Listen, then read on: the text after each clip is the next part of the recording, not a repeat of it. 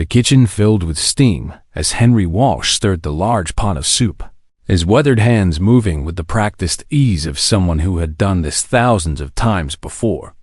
The scent of roasted vegetables and herbs drifted through the small restaurant called Homestead, mixing with the faint metallic tang that always seemed to linger in the recycled air of Andar Station at 78 years old. Henry moved slower than he once had, but his movements carried a precision that spoke of discipline earned somewhere far from this quiet kitchen.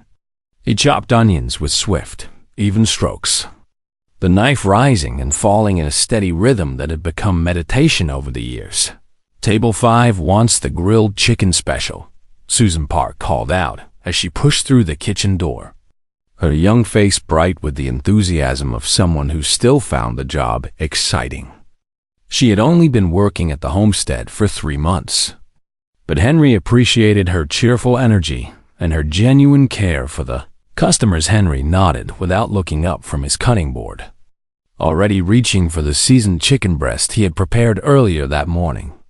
Cooking had always been about timing and preparation, about knowing what would be needed before the need arose. The restaurant was small, only 12 tables crammed into a space that had probably been a storage unit before Henry leased it 15 years ago.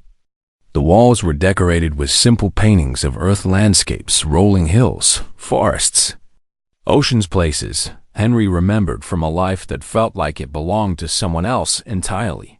Through the small window cut into the kitchen wall, Henry could see his customers, a pair of Centauri merchants arguing pleasantly over their shared meal, their blue skin catching the warm light from the overhead lamps, 3 human traders laughing over drinks, and in the corner booth, Rex sat alone as he always did, methodically working through his plate of spiced vegetables and rice. Rex was Crow, a species most humans still viewed with suspicion, even though the war had ended 50 years ago. His reptilian features and scaled skin marked him as one of the enemy that humanity had fought for nearly 2 decades. But he had been coming to the homestead every week for the past 5 years, always ordering the same meal, always leaving a generous tip, always offering Henry a small nod of acknowledgement, had never asked Rex why he chose this restaurant.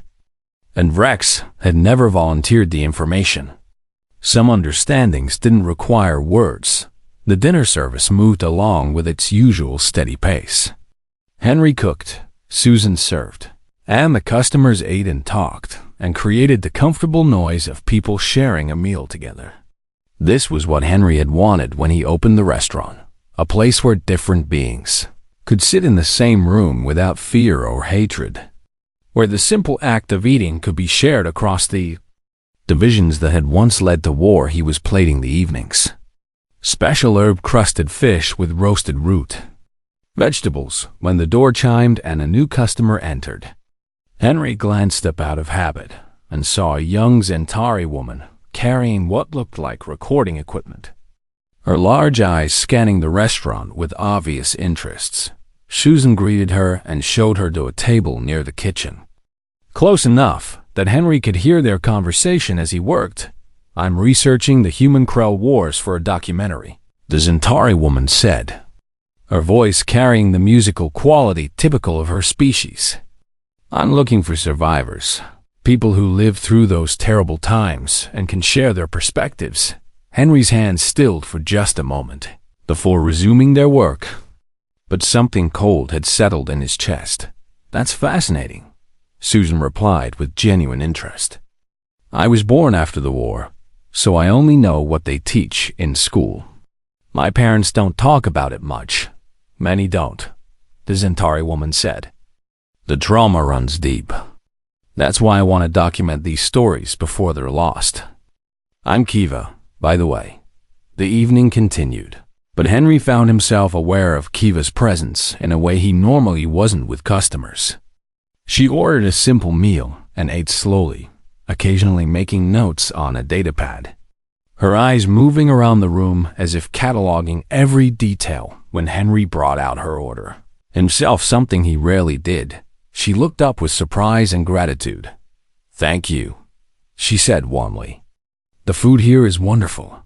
I heard this was the best place on the station for authentic human cuisine. Henry nodded politely and turned to go. But her next words stopped him. That's an interesting tattoo. He looked down at his forearm, where his sleeve had ridden up, exposing the faded marks he usually kept covered. It was a simple design, numbers, and a symbol that most civilians wouldn't recognize. But he saw the recognition in Kiva's eyes.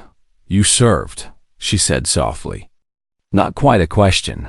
A long time ago," Henry replied, his voice carefully neutral. "Would you be willing to talk about your experiences?" Kiva asked, leaning forward slightly. "For my documentary? So many young people don't understand what that generation went through.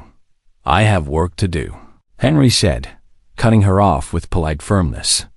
"Enjoy your meal." He returned to the kitchen, but the comfortable rhythm of the evening had been disrupted.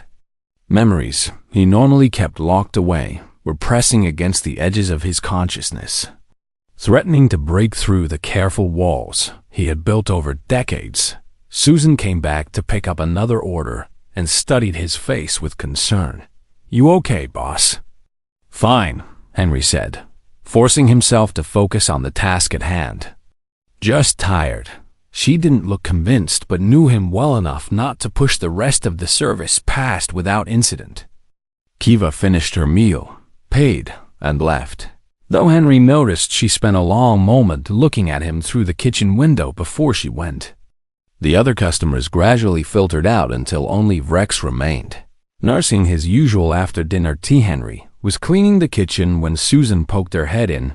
"I'm heading out. Rex is asking if you have a minute." Henry wiped his hands and walked out to the dining room, where Rex sat in his usual corner. The Krell looked up as Henry approached, his amber eyes unreadable in his scaled face. "Sit," Rex said. Gesturing to the chair across from him, Henry sat, feeling the weariness of the long day settling into his bones.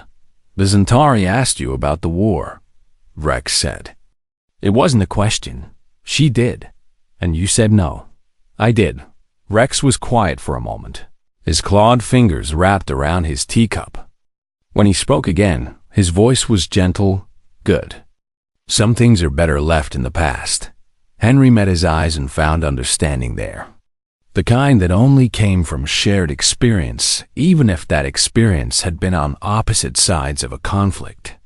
"Thank you for coming here," Henry said quietly. "For choosing this place." Rex inclined his head slightly, a gesture of respect among his people. "Where else would I go?" He replied, "The food is excellent, and the company understands that some battles are better won through silence than through words." After Rex left, Henry locked the doors and cleaned the rest of the kitchen, moving through familiar tasks that required no thought. Only when everything was spotless and prepared for tomorrow did he allow himself to go to the small office at the back of the restaurant. Sat at the desk and opened the bottom drawer, pulling out an old photograph protected in a sealed frame. The image showed a much younger version of himself in a crisp naval uniform, standing on what was clearly a ship's bridge, surrounded by other young faces that smiled with the confidence of people who believed they would live forever. The nameplate visible in the photograph read, "Indomitable Valor," though only part of it showed in the frame. Henry looked at those faces. Margaret Davis with her bright laugh, Paul Chun, who could fix anything, Kevin Stone, who talked about his daughter every chance he got, and felt the familiar ache of loss that never quite faded. No matter how many years passed, he put the photograph back in the drawer and locked it, then turned off the lights and made his way to his small apartment 2 levels above the restaurant. Tomorrow he would cook again, serve again, create the small pocket of peace that had become his life's work. Tonight he would sleep, and if the dreams came as they sometimes did, he would endure them as he always had. The past was gone, but it had shaped everything he had become. And there was no escaping that truth, no matter how many meals he cooked or how many years passed in quiet service to a peace that he had helped create through violence. Henry Walsh had been a warrior once, but now he was a chef, and if that seemed like a strange transformation, it was one he had chosen deliberately and would defend as fiercely as he had once defended the colonies and stations under his protection.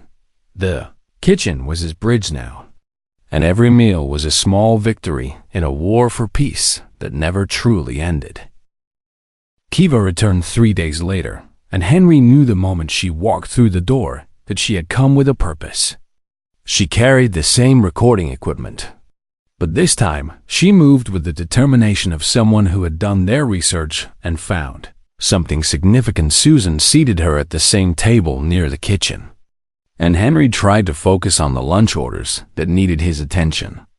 But he could feel Kiva's eyes on him even through the wall. The lunch rush was lighter than usual, which meant fewer distractions. A handful of station workers sat scattered throughout the dining room, and Vrex had come early. Settling into his corner booth with his datapad and his usual order, Henry was preparing a sauce when Kiva approached the kitchen window.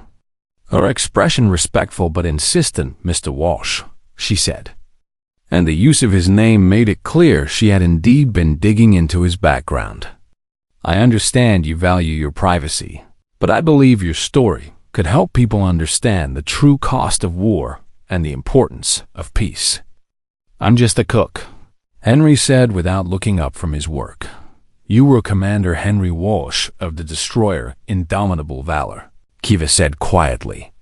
"You fought at the siege of Portal Station and the Battle of the Burning Moons. You saved 3,000 colonists and held the line against impossible odds." "That's enough," Henry said, his voice sharp enough that Susan looked up from across the room. Several customers had turned to listen, their conversations dying away as Kiva's words registered. Henry could see recognition dawning on some faces, curiosity on others, and something like awe on the young human trader who sat 2 tables away. "Please," Kiva pressed. "Just one interview. Let people know what you sacrificed." "I said that's enough," Henry repeated, setting down his spoon and meeting her eyes. "I appreciate what you're trying to do, but I'm not interested in being part of your documentary. Now, if you'll excuse me, I have customers to feed." He turned his back on her and focused on his cooking, his hands steady even though something was churning in his chest.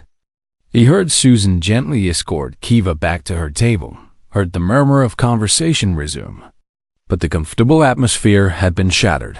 Then Vrex's voice cut through the room, deep and carrying. "Let the human have his peace," the Krell said, and the words landed with unexpected weight. Some warriors earned the right to put down their weapons. The restaurant went quiet. Humans and Krell speaking to each other in public was still unusual, and a Krell defending a human veteran was almost unheard of. Henry looked through the kitchen window and met Vrex's amber eyes. Seeing something there he hadn't expected: recognition, respect, and a shared understanding of burdens carried. Kiva looked between Vrex and Henry, her expression troubled, then gathered her equipment and left without finishing her meal. Susan hurried after her to settle the bill, and gradually the normal noise of the restaurant resumed. The lunch service continued, but Henry could feel the shift in atmosphere. Word was spreading through the station's communication networks, and by the time dinner service began, the restaurant was fuller than it had been in months. People who had never come to the homestead before were filling the tables, their eyes seeking out the old man in the kitchen. A woman in a naval uniform entered during the dinner rush, her bearing military precise despite being off-duty. She waited patiently until there was a lull in the orders, then approached the kitchen. "Commander Walsh," she said, her voice respectful. "I'm Lieutenant Commander Helen Grant. May I have a moment of your time?" Henry wiped his hands and stepped closer to the window, keeping his voice low. "I'm not a commander anymore. Haven't been for a long time. Once Navy, always Navy, sir," Helen said with a slight smile. "I wanted you to know that we've been trying to locate surviving commanders from the war. The Admiralty wants to honor your service with a formal commendation." I don't want a commendation, Henry interrupted. I did my duty. That's all. Sir, you saved thousands of lives and lost 42 members of my crew doing it, Henry said, and there was something hard in his voice now. Every single one of them deserves to be remembered more than I do. I just survived. That doesn't make me special. Helen studied his face for a long moment, then nodded slowly. I understand, sir. But the offer stands if you change your mind. The Navy doesn't forget its heroes. I'm not a hero, Henry said quietly. I'm a cook. That's all I want to be now. Helen saluted a gesture that felt both respectful and somehow sad and returned to her table. Henry went back to his cooking, but his hands were shaking slightly, and he had to pause to steady himself. The evening grew more difficult as more customers arrived. Some were genuinely there for the food, but others clearly wanted to glimpse the war hero, to say they had seen Commander Henry Walsh in person. A group of young human spacers tried to buy him drinks, calling him a legend, treating the deaths of his crew like exciting stories rather than the tragedies they had been. Henry felt the walls closing in, felt the careful peace he had built beginning to crack under the weight of unwanted attention. He retreated further into his kitchen, letting Susan handle the front of house, focusing on the familiar tasks that usually brought him calm, but tonight the cooking felt mechanical, empty of the meditation it normally provided.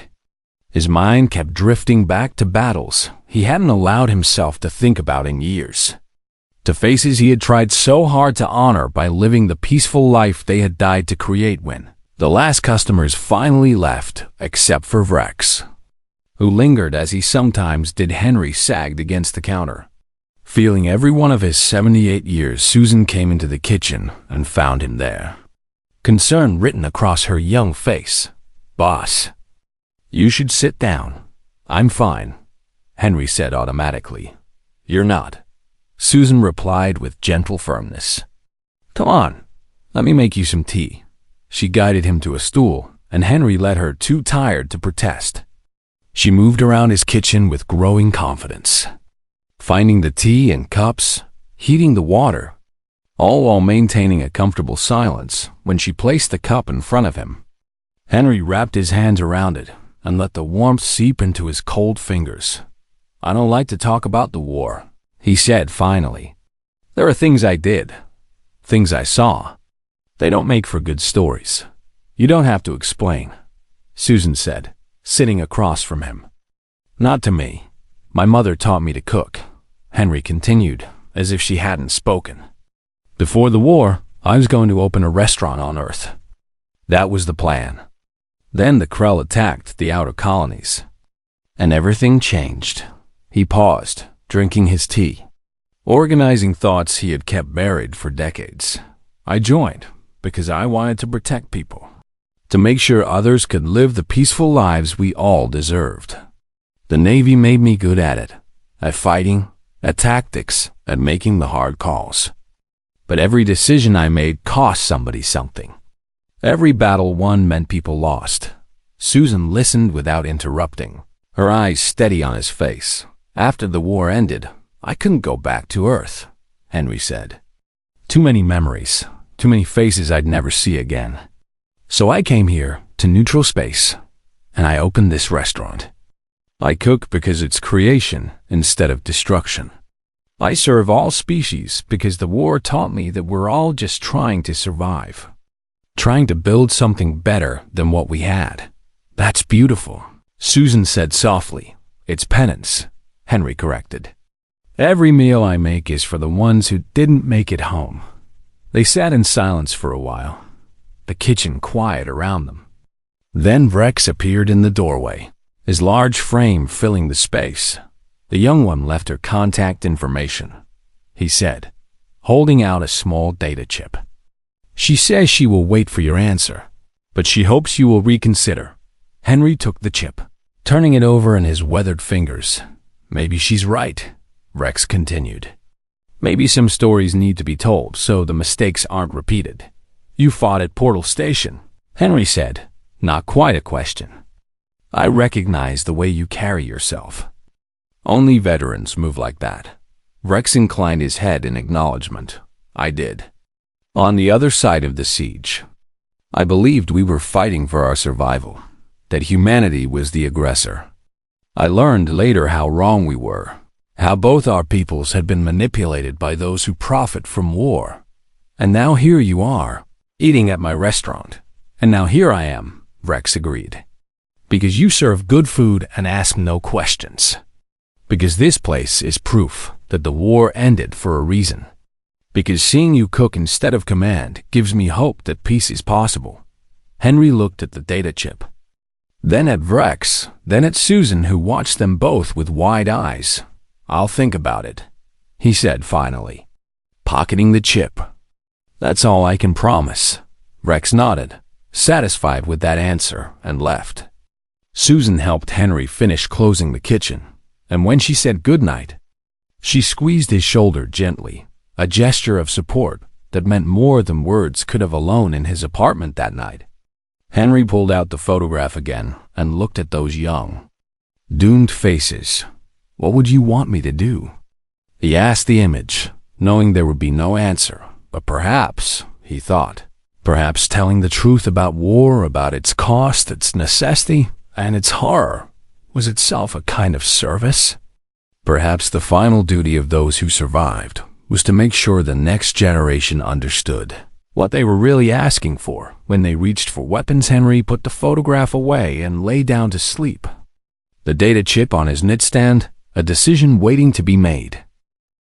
The restaurant felt different, with all the lights on and no customers filling the tables.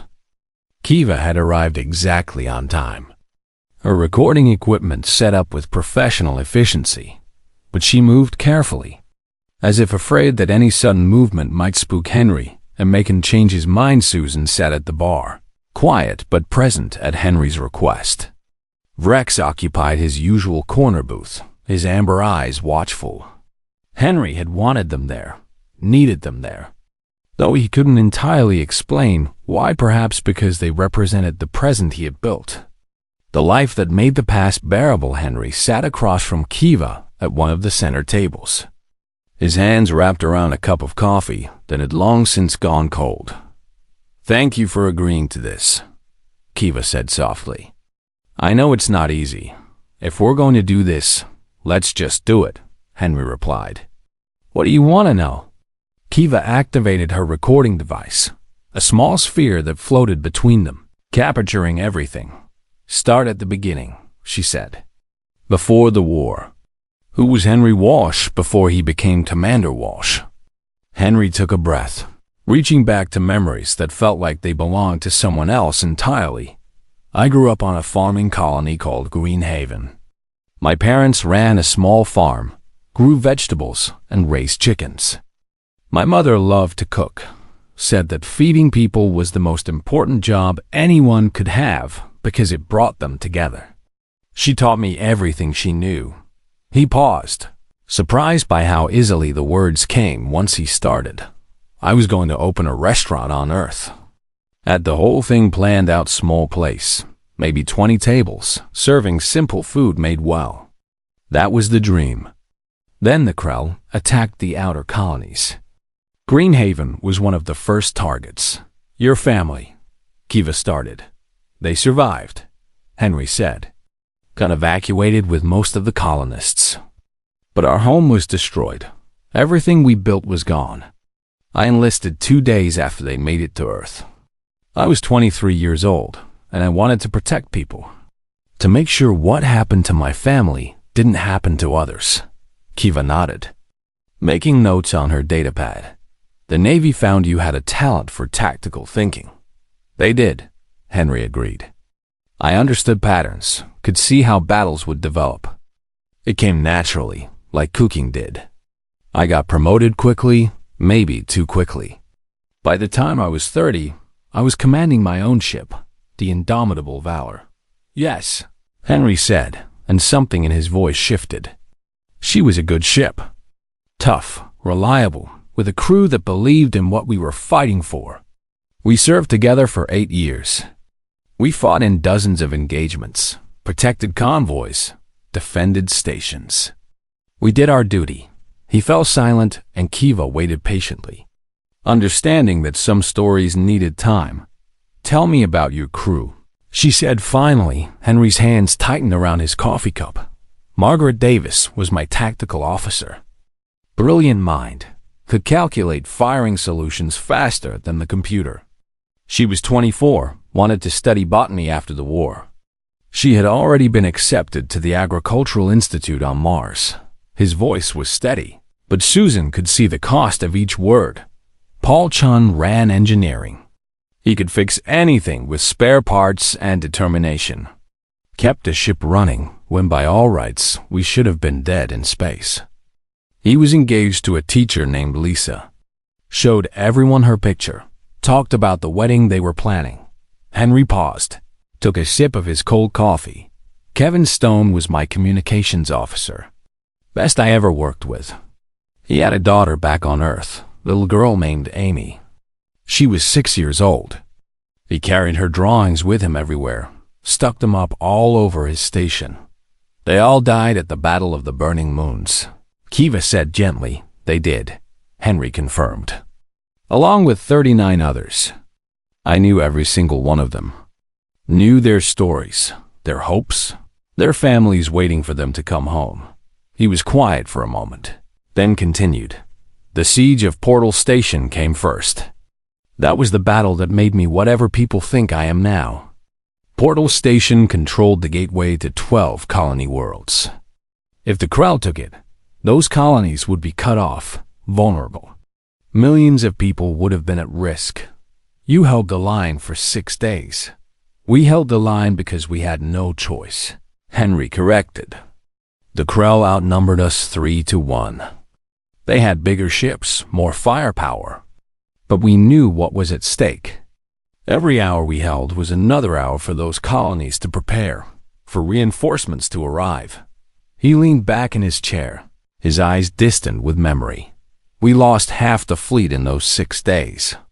Ships I had served with, commanders I had trained alongside. We held our positions and we died in them. When the reinforcements finally arrived on the 7th day, the Krell withdrew. We had won, technically, but it didn't feel like victory when you were standing in the wreckage counting the dead. But you saved those colonies," Kiva said. "We did our duty," Henry replied. "That's all. The colonies survived, and that mattered. But don't make it more than it was. We were soldiers following orders, trying to stay alive." Rex spoke up from his corner, his deep voice carrying across the quiet restaurant. "I was there," he said. "At Portal Station. I was a junior officer on the battlecruiser Flame of Judgment. We believed we were fighting for our survival, that humanity was expanding too aggressively, threatening our territory." Henry turned to look at him, something shifting in his expression. "You were on the Flame?" "I was," Rex confirmed. "I watched your ships hold positions that should have been overrun. I saw the indomitable valor take damage that should have destroyed it and keep fighting. I thought you were all insane." "We probably were," Henry said with a slight, bitter smile. "After the war, when the truth came out about how both our governments had manipulated the conflict for their own purposes, I had to reconsider everything I believed," Rex continued. "I had killed people fighting for a lie. You had killed people fighting for truth. But we both carried the same burden afterward." Kiva looked between them, a recording device capturing every word. "Is that why you come here?" she asked Rex. "To this restaurant?" "I come here because the food is excellent," Rex said. "But I stay because this place represents what we should have had instead of war, different species, sharing space peacefully, building something together instead of tearing each other apart." Henry met Rex's eyes across the room, and something unspoken passed between them. "Tell me about the Battle of the Burning Moons," Kiva said, bringing Henry's attention back. "What happened there?"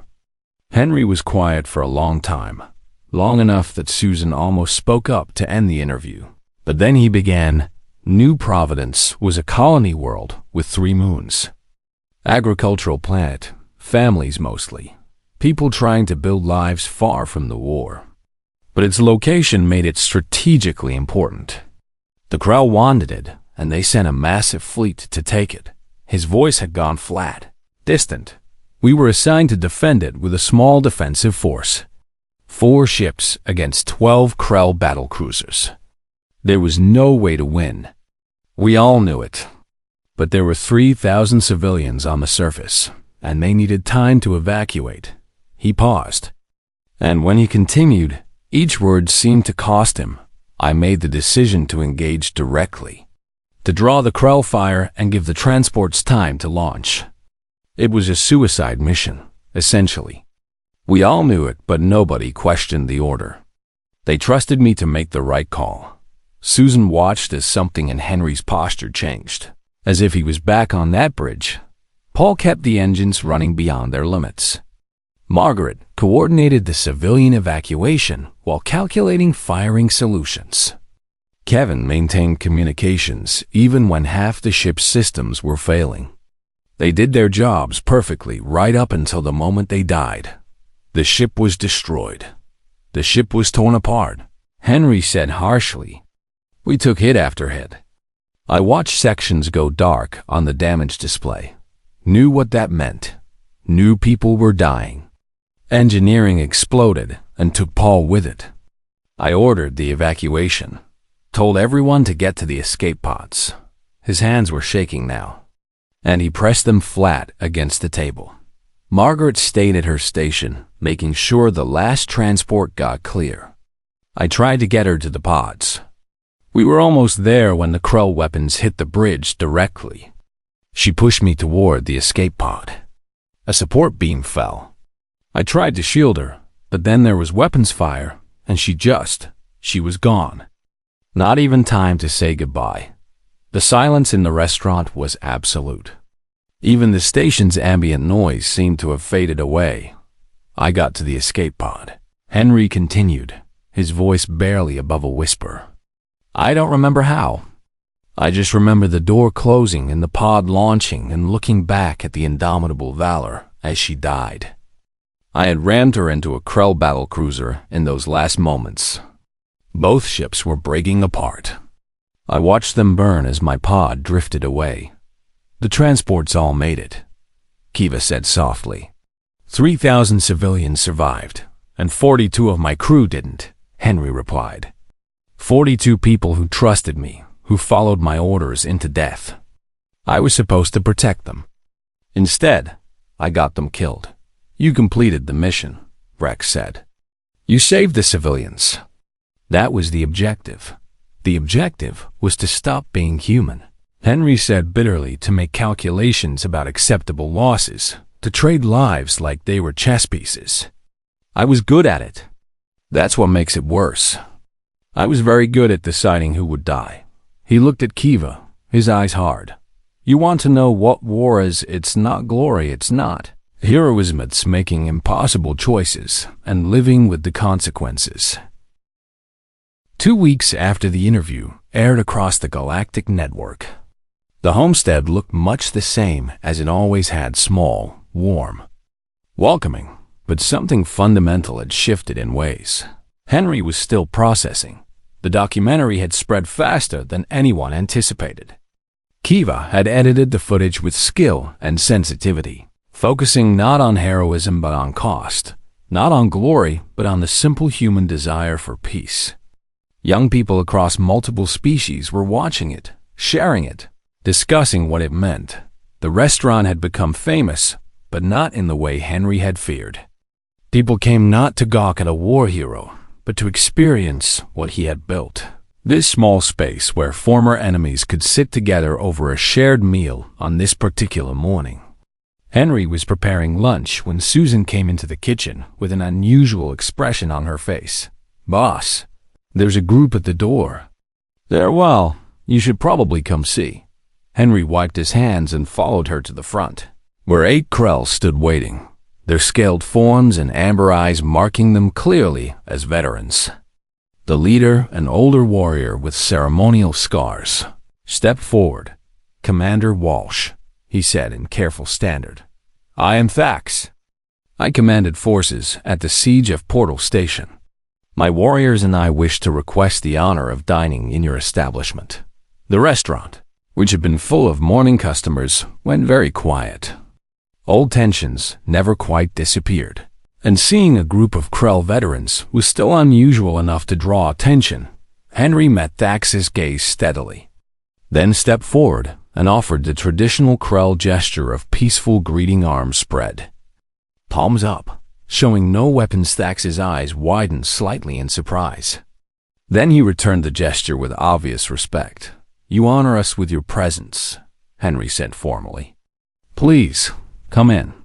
All who seek peace are welcome at my table. He seated them himself at 2 tables he pushed together, ignoring the whispers from other customers. Susan brought menus, her hand steady despite the historic nature of what was happening. I watched your interview, Thax said once they were settled. You spoke truth about the cost of war. Many of my people have also watched. It has created much discussion among those of us who fought. I only told my story, Henry replied. Every veteran carries their own, which is why we came, Thax said. To share a meal with someone who understands. To prove to ourselves and others that the war can truly end. Henry took their orders himself, returned to the kitchen, and prepared traditional Krell dishes alongside human sides. He worked carefully, knowing this meal meant more than simple sustenance when he brought the food out. Thax stood and performed a Krell blessing, a ritual Henry recognized from his study of their culture after the war. We honor those who fell, Thax intoned. We honor those who survived. We honor the peace they made possible. May we never forget the cost of violence. May we always remember the value of sharing bread with those we once called enemies. The other Krell echoed his words, and Henry found his throat tight with unexpected emotion. Thank you, he said quietly. The meal proceeded peacefully. Other customers watched at first, then gradually returned to their own conversations.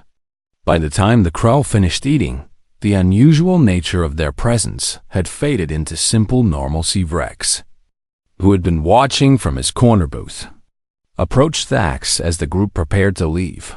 You served honor well today, Vrex said in the Krell language. As do you, brother, Thax replied. Coming here week after week, building bridges. The young ones speak of you with respect. After they left, Susan stood beside Henry, watching through the window as the Krell veterans walked through the station, drawing stares but walking with dignity.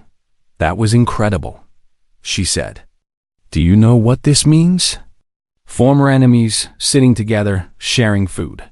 It means people are ready for peace, Henry said.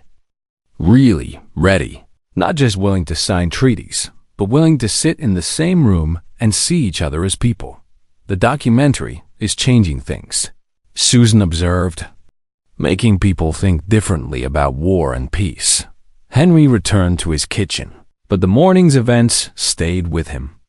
Over the following days, more veterans began visiting humans who had served in different theaters. Krell from various fleet groups. Even some Zentari who had lost family in the conflicts that preceded the human Krell. Wars, the homestead was becoming something Henry had never quite intended but deeply appreciated, a place of reconciliation, where the shared act of eating together created space for healing. Helen Grant returned one afternoon, carrying official-looking documentation. The Admiralty has a proposal, she said, sitting at the bar while Henry worked.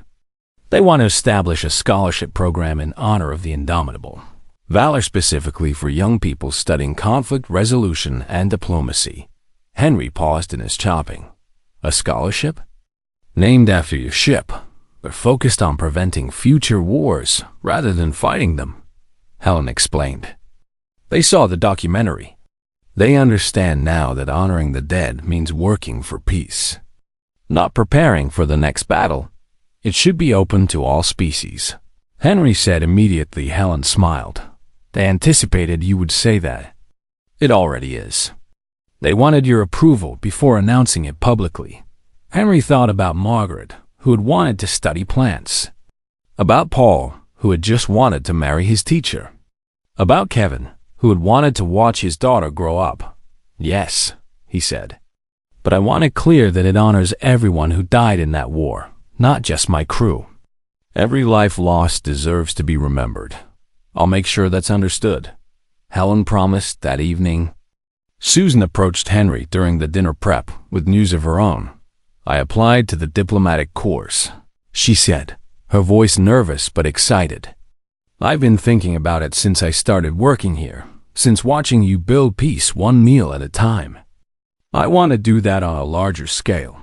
Henry felt a surge of pride mixed with the bittersweet knowledge that he would lose a good employee. You'll be excellent at it, he said sincerely. You have the right instincts, empathy, patience, the ability to see people as people rather than as categories. I learned that from you, Susan said. From watching how you treat everyone who comes through that door, regardless of species or history. You showed me that peace is built in small moments, in daily choices to be kind and understanding. When do you start? Not for 6 months, Susan assured him. Training begins then. I'll help you find and train my replacement before I go. Henry nodded, already feeling the future shape of his life shifting again. I'm proud of you, he said simply. The weeks continued, and the homestead settled into a new rhythm. It was busier now, with customers coming from across the station and even from ships passing through. But the atmosphere remained the same, welcoming, peaceful, a place where differences could be set aside in favor of shared humanity. One quiet afternoon, when the lunch rush had ended and the dinner prep was done, Henry found himself alone in the kitchen with his thoughts. He pulled out the old photograph, looking at those young faces he would never forget. We did it, he said softly to the image. Not the way we planned, not the way we hoped, but we built the peace you died for. I hope that means something. He put the photograph away and stood at his kitchen window, watching the dining room. A human family sat near a Krell couple, their children playing together under the watchful eyes of parents who had probably grown up during the war. A Zentari trader shared a table with a human merchant, discussing business over lunch. Vrex sat in his corner, reading a datapad and occasionally glancing up to nod at familiar faces. This was what victory actually looked like, not parades or medals or monuments, but ordinary people living ordinary lives together, choosing cooperation over conflict, building relationships across the divisions that had once led to war. The kitchen timer chimed, pulling Henry back to immediate tasks. He had bread in the oven, soup simmering on the stove, and a dinner service to prepare for. He moved through familiar motions, his hands steady and sure, creating meals that would bring people together, that would nourish bodies and foster the small moments of connection that built lasting peace. A ship's horn sounded from the docking bay, the same sound that had triggered his flashback weeks ago. But this time, Henry simply noted it and continued working. The past was still there, still carried its weight, but it no longer controlled him the way it once had. The interview had been cathartic in unexpected ways. Speaking the truth aloud, acknowledging the cost, honoring the dead through honesty rather than silence. It had shifted something in Henry's relationship with his own history. He wasn't free of the memories, would never be free of them, but he had found a way to carry them that felt like service rather than punishment. Susan came in to begin the dinner prep, and they worked together in comfortable silence. Through the kitchen window, Henry saw the first dinner customers beginning to arrive. There was a mixed group of young officers, human, Krell, and Zentarial, wearing the uniform of the new Galactic Peace Corps, laughing together as they found seats. There was an elderly human couple who came every week, always ordering the same meals. There was a Krell family with younglings who were fascinated by human food. Henry began plating the first orders of the evening, adding careful garnishes, making sure each dish was perfect. This was his work now, his purpose, his way of continuing to serve. Order up, he called, and Susan took the plates to deliver them. The restaurant filled with